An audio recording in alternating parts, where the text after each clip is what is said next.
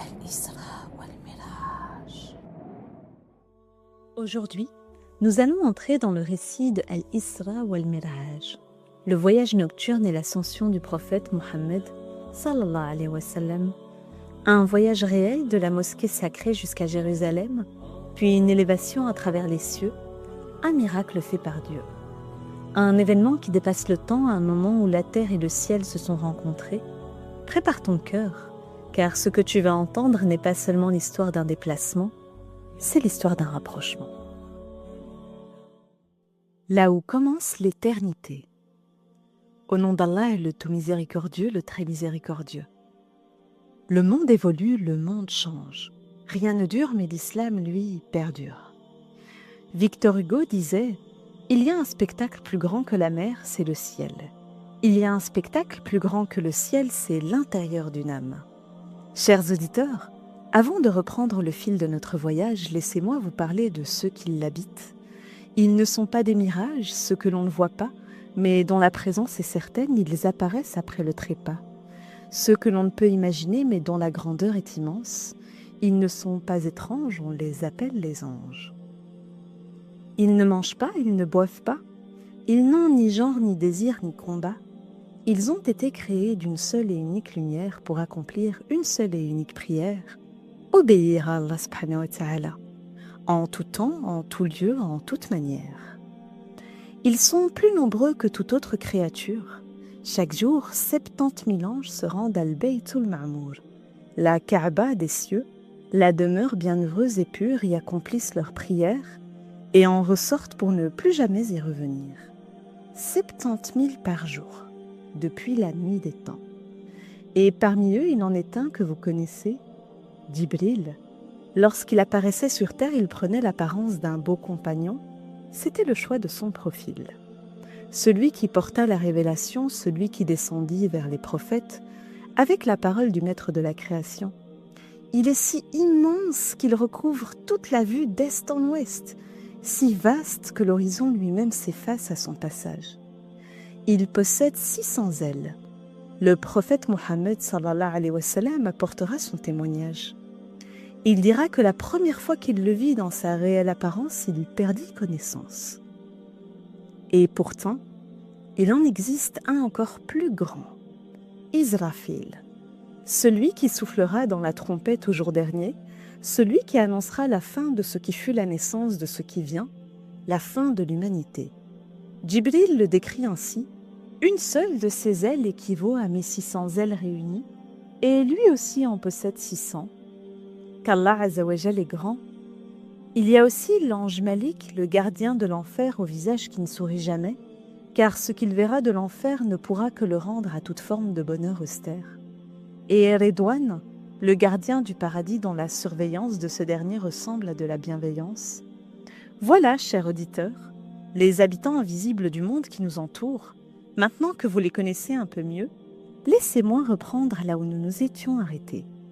Rappelez-vous, nous étions aux portes du premier ciel.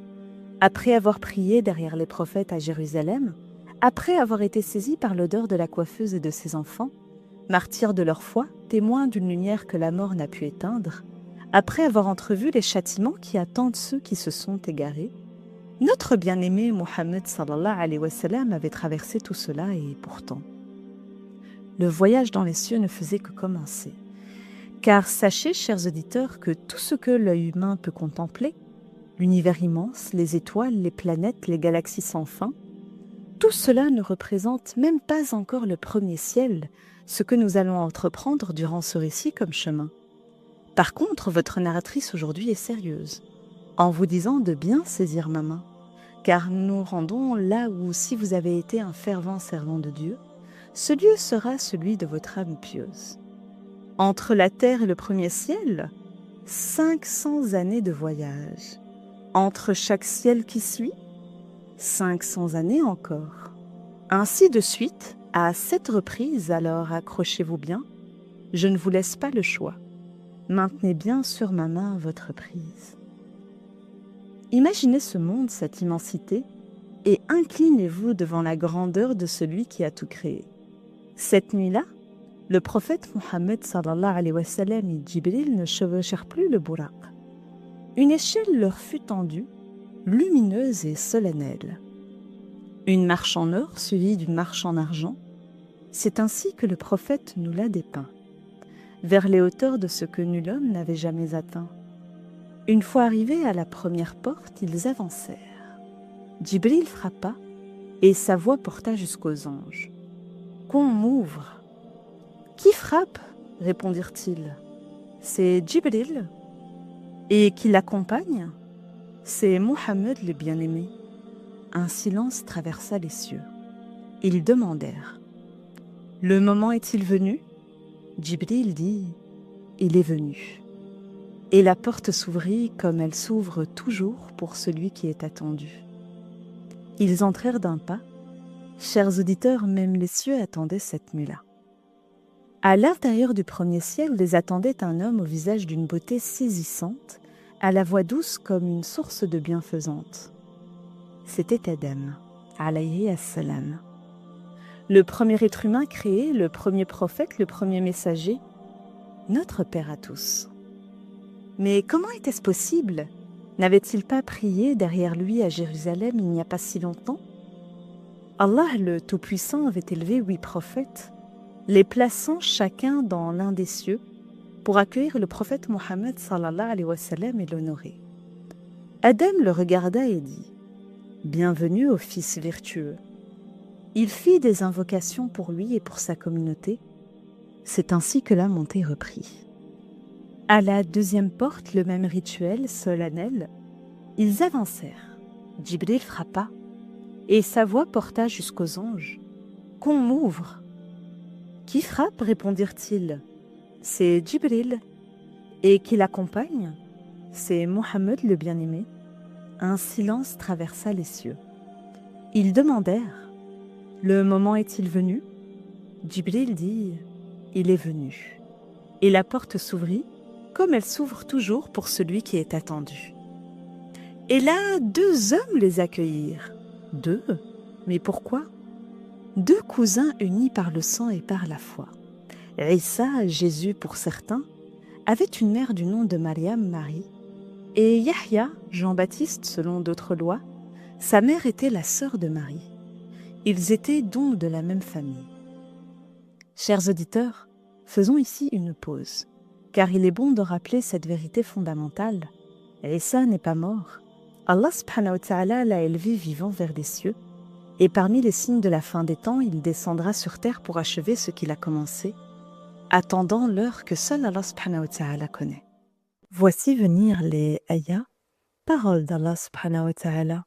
Bismillahirrahmanirrahim. وقولهم إنا قتلنا المسيح عيسى ابن مريم رسول الله وما قتلوه وما صلبوه ولكن شبه لهم وإن الذين اختلفوا فيه لفي شك منه ما لهم به من علم إلا اتباع الظن وما قتلوه يقينا بل رفعه الله إليه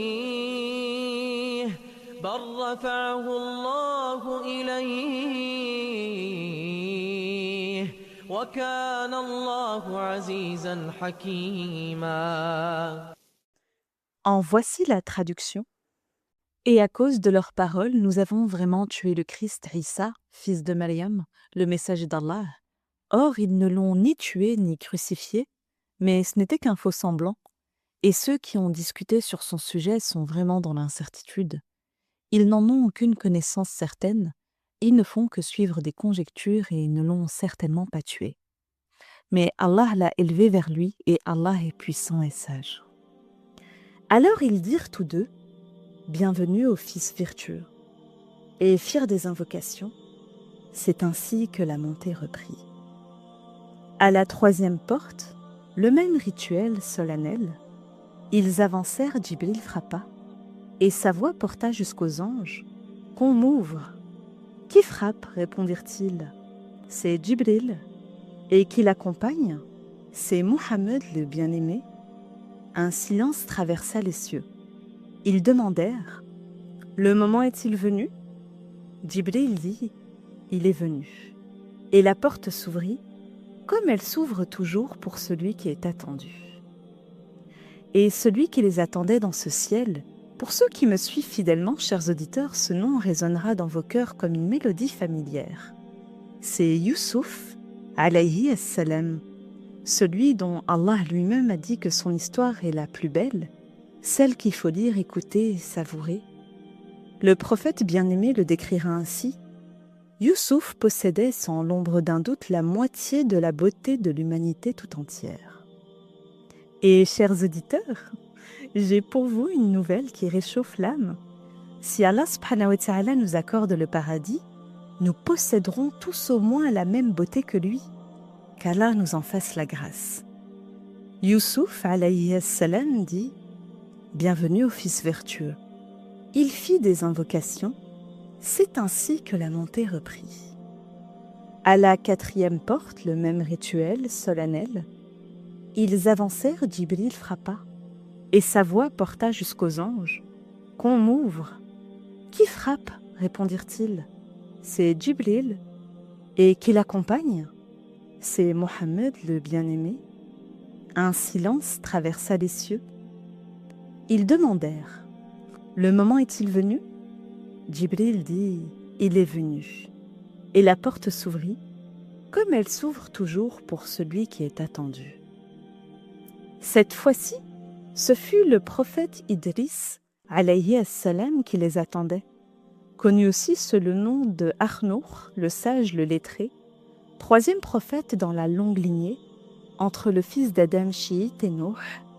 Idriss dit « Bienvenue au fils vertueux ». Il fit des invocations. C'est ainsi que la montée reprit. À la 5e porte, le même rituel solennel. Ils avancèrent, Djibril frappa, et sa voix porta jusqu'aux anges. « Qu'on m'ouvre !»« Qui frappe ?» répondirent-ils. « C'est Djibril. » Et qui l'accompagne, c'est Mohammed le bien-aimé. Un silence traversa les cieux. Ils demandèrent, le moment est-il venu? Djibril dit, il est venu. Et la porte s'ouvrit, comme elle s'ouvre toujours pour celui qui est attendu. Dans le 5e ciel les attendait Haroun, prophète et messager frère de Moussa alayhi salam, envoyé pour appeler le pharaon à la vérité, celui-là même qui refusa et ne se repentit point, lorsque la mort était déjà face à lui. Souvenez-vous, chers auditeurs, de cet épisode du voyage nocturne. Haroun dit « Bienvenue au fils vertueux ». Il fit des invocations, c'est ainsi que la montée reprit. À la 6e porte, le même rituel solennel. Ils avancèrent, Djibril frappa et sa voix porta jusqu'aux anges. « Qu'on m'ouvre !» « Qui frappe ?» répondirent-ils. « C'est Djibril. » « Et qui l'accompagne ?» C'est Mohammed le bien-aimé. Un silence traversa les cieux. Ils demandèrent, « Le moment est-il venu ?» Djibril dit, « Il est venu. » Et la porte s'ouvrit, comme elle s'ouvre toujours pour celui qui est attendu. Derrière la porte, ce fut le frère de Haroun qui les attendait. Moussa, alayhi salam, Moïse. Il était cet enfant que le Nil refusa de prendre, que le palais de son ennemi s'empressa d'accueillir et de défendre. Il était celui dont les mains d'Assia bercèrent avec tendresse, ignorant qu'elle tenait là le bâton de leur propre faiblesse. Il dit « Bienvenue au fils vertueux ». Il fit des invocations. Mais avant que le prophète Mohammed sallallahu alayhi wa sallam ne reparte, quelque chose arrêta son regard et son attention. Moussa pleurait. Le prophète lui demanda doucement « Pourquoi pleures-tu » Et Moussa répondit, la voix chargée d'une douleur sincère « Je pleure car un jeune homme venu après moi verra plus de membres de sa communauté entrer au paradis que la mienne. » Prenez garde à vos pensées, chers auditeurs. Ces larmes n'étaient pas de la jalousie, c'était de l'amour, de l'empathie profonde pour son peuple, un désir ardent que sa communauté soit pareillement bénie, le cœur d'un prophète qui n'a jamais cessé d'aimer les siens, c'est ainsi que la montée reprit.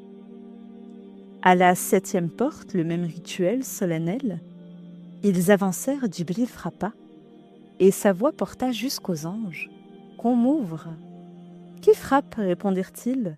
« C'est Djibril. » « Et qui l'accompagne ?»« C'est Mohammed le bien-aimé. » Un silence traversa les cieux. Ils demandèrent « Le moment est-il venu ?» Djibril dit « Il est venu. » Et la porte s'ouvrit comme elle s'ouvre toujours pour celui qui est attendu. Derrière la porte du plus haut des cieux attendait le prophète Ibrahim alayhi salam, l'ami intime de Dieu, l'ancêtre du prophète Mohammed sallallahu alayhi wa sallam lui-même, le père de tous les prophètes qui vinrent après lui. Il eut 2 fils, Ishaq et Ismaël. Tous les prophètes descendent d'Ishaq et notre bien-aimé Mohammed sallallahu alayhi wa sallam, lui, descend d'Ismaël. Le prophète le vit adossé à Baytul Ma'mour, là même où chaque jour 70 000 anges prient et repartent pour ne jamais y revenir. Ibrahim dit « Bienvenue au fils vertueux » et ajouta « Et au prophète vertueux ». Puis avant de le laisser partir, il fit des invocations et avec douceur, écoutez chers auditeurs, il dit « Ô prophète Mohammed, passe le salam à ta communauté. » Chers auditeurs, laissez cela un instant à votre oreille résonner. Ibrahim, depuis le 7e ciel, a pensé à nous, à vous, à moi, à chaque croyant qui a vécu, qui vit et vivra. Ce salam traversa les cieux pour arriver jusqu'à nos cœurs. Dans cette partie de l'histoire, accrochez-vous un peu plus fort car notre bien-aimé fut alors propulsé encore plus haut, d'esprit et de corps, bien au-delà du 7e ciel, vers un endroit que nul avant lui n'avait jamais atteint. Il arriva au pied du jujubier de l'extrême, un arbre qui prend racine dans le 6e ciel et s'élève bien au-delà du 7e. Rappelez-vous les 500 années entre chaque ciel et imaginez cet arbre qui les traverse, qui change, se transforme, se pare d'une beauté si absolue qu'aucune créature ne peut en trouver les mots, ne peut en tracer les contours. Il est entouré de papillons en or, ses feuilles sont aussi grandes que les oreilles d'un éléphant, et sa splendeur dépasse tout ce que le soleil lui-même a jamais éclairé se révélant. C'est là, près de cet arbre hors du temps et de l'espace, que le prophète vit pour la seconde fois Djibril dans sa forme réelle. La première fois, il s'était évanoui, rappelez-vous. Voici venir les ayats, paroles d'Allah subhanahu wa ta'ala. Bismillahirrahmanirrahim. Allamahu shadidul quwa. ذو مرة فاستوى وهو بالأفق الأعلى. En voici la traduction que lui a enseignée l'ange Djibril à la force prodigieuse. Doué de sagacité, c'est alors qu'il se montra sous sa forme réelle angélique, alors qu'il se trouvait à l'horizon supérieur. Mais cette fois-là, il était prêt. Djibril avait lavé son cœur avec un seau d'or rempli de savoir et de sagesse, quel trésor, pour que cette nuit-là, il soit prêt à tout affronter, pour que rien ne l'arrête, pour que l'éternité puisse le traverser sans le briser. Durant la montée, le messager vit le paradis et l'enfer. Cette nuit-là, le prophète Mohammed sallallahu alayhi wa sallam entra là où les âmes aspirent depuis toujours, le paradis. Et à ses portes, un ange nous accueillera et dira « Vous qui entrez ici, sachez que la maladie ne vous trouvera plus, sachez que la mort ne vous touchera plus, sachez que la vieillesse ne vous atteindra plus, sachez que le chagrin ne vous habitera plus. Ici, vous serez jeune pour toujours, vivant pour toujours, heureux pour toujours. » Et le prophète Mohammed sallallahu alayhi wa sallam, parcourant des yeux cette demeure éternelle, fit une observation simple, profonde et belle. Il dira « J'ai vu que la majorité de ceux qui habitent ce lieu étaient pauvres dans le monde d'en bas. » Entendez cela, chers auditeurs, la richesse n'est pas une récompense, c'est une responsabilité, une épreuve déguisée en abondance. Et les compagnons du prophète le savaient, eux qui, voyant un pauvre, se précipitaient et disaient « Bienvenue à toi qui portes nos provisions vers l'au-delà. Il vit également un ange qui ne lui souriait pas. Et à Djibril, le prophète demanda « Pourquoi il ne me sourit pas ?» Le chef des anges lui dit « En réalité, c'est Malik. Il est l'ange gardien de l'enfer. Il n'a jamais souri depuis sa création. S'il avait souri à quelqu'un, ça aurait été à toi. » Puis vint le moment. Après avoir dépassé la hauteur du jujubier de l'extrême, Djibril s'arrêta. Il lui dit qu'il ne pouvait pas aller plus haut, au risque de brûler, au risque de disparaître dans la lumière de ce qui l'attend, la rencontre de celui qui a tout créé. C'est ainsi que le prophète Mohammed sallallahu alayhi wa sallam continua seul. Et c'est là qu'il entendit la parole d'Allah subhanahu wa ta'ala. Une parole qui ne ressemble à aucune parole de créature. On ne se l'imagine pas, on ne la compare en rien pour sûr. Le prophète en a compris l'ordre, accomplir 50 prières par jour pour sa communauté. Elles seront un lien entre nous et notre Seigneur telle une solide corde.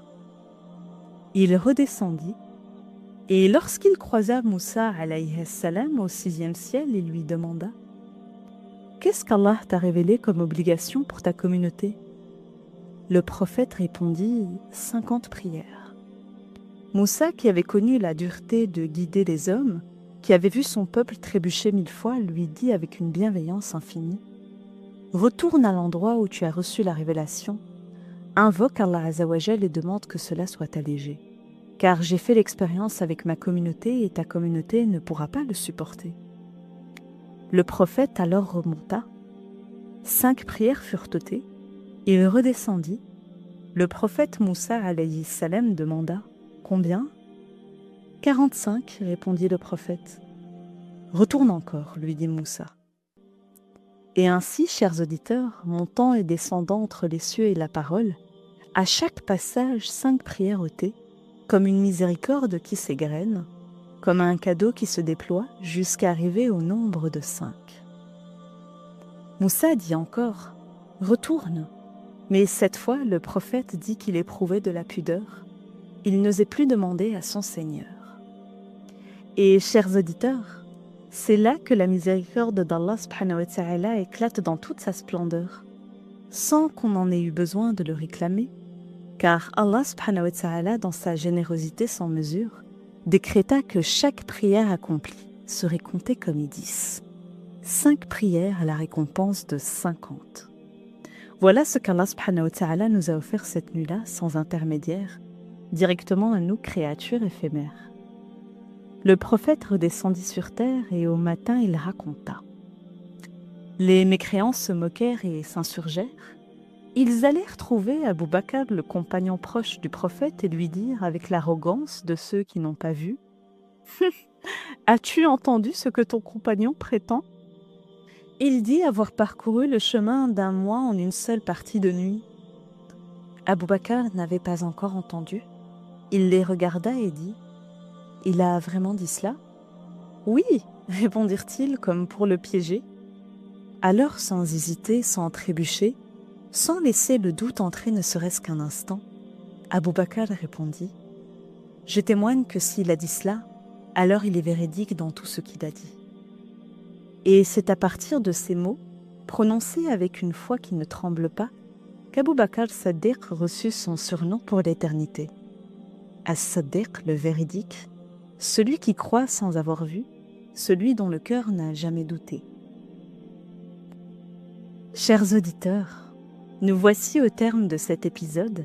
Vous m'avez accompagné tout le long de la narration, une histoire vécue par la miséricorde du Maître de la création.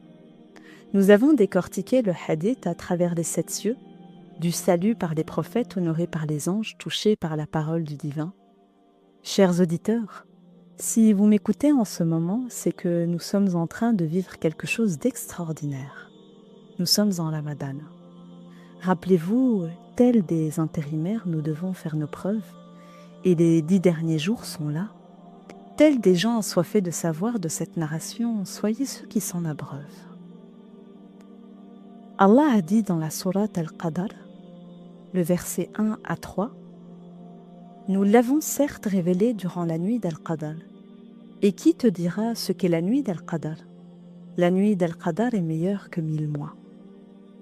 1000 mois, chers auditeurs, c'est plus de 83 années de vie. Une vie entière concentrée en une seule nuit. Et cette nuit nous attend. Alors pourquoi vous ai-je raconté ce voyage cette nuit-là? Pourquoi vous ai-je parlé de ces cieux immenses, de ces anges innombrables, de ces 500 années entre chaque palier céleste?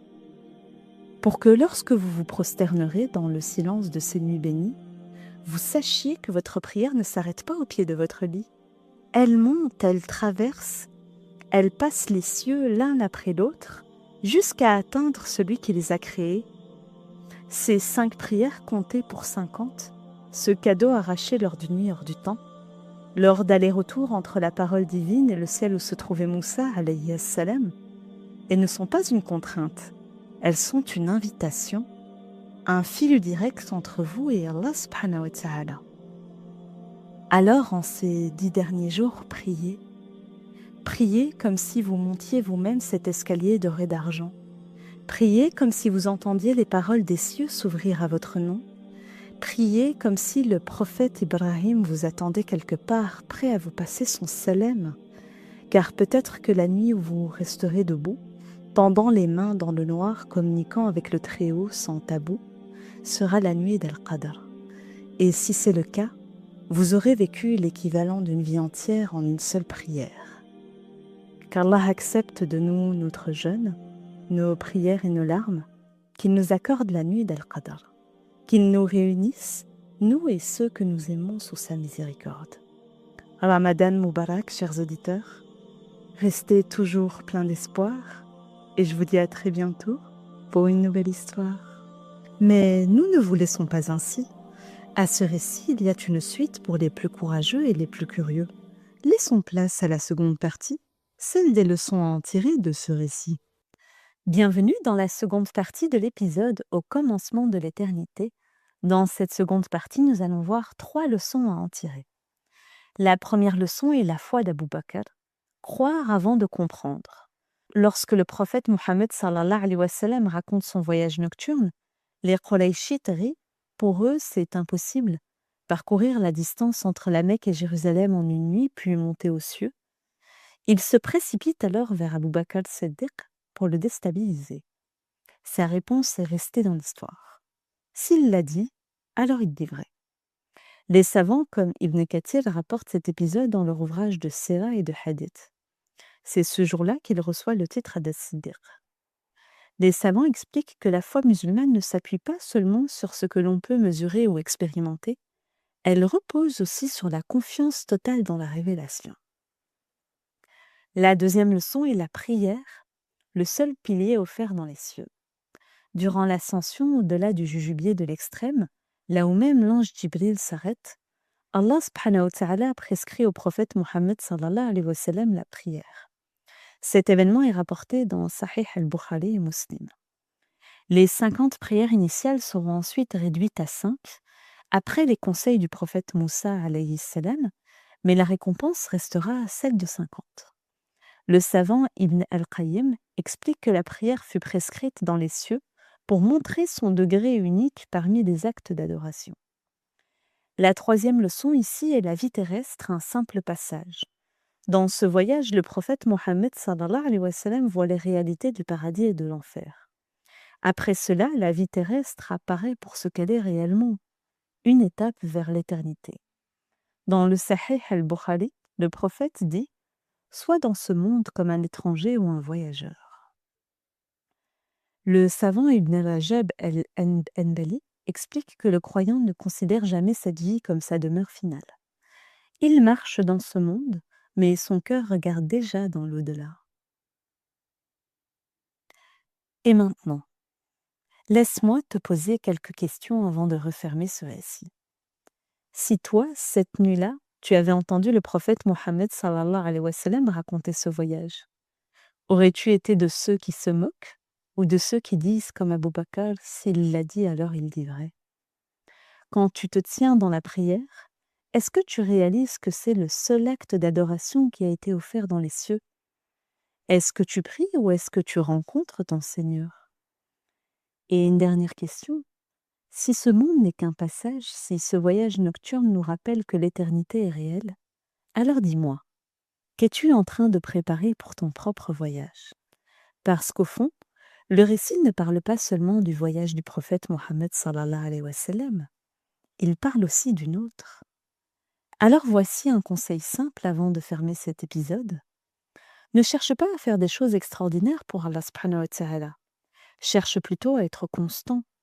Une prière faite avec présence, un verset lu avec cœur, un péché abandonné pour lui, une invocation murmurée dans le silence de la nuit.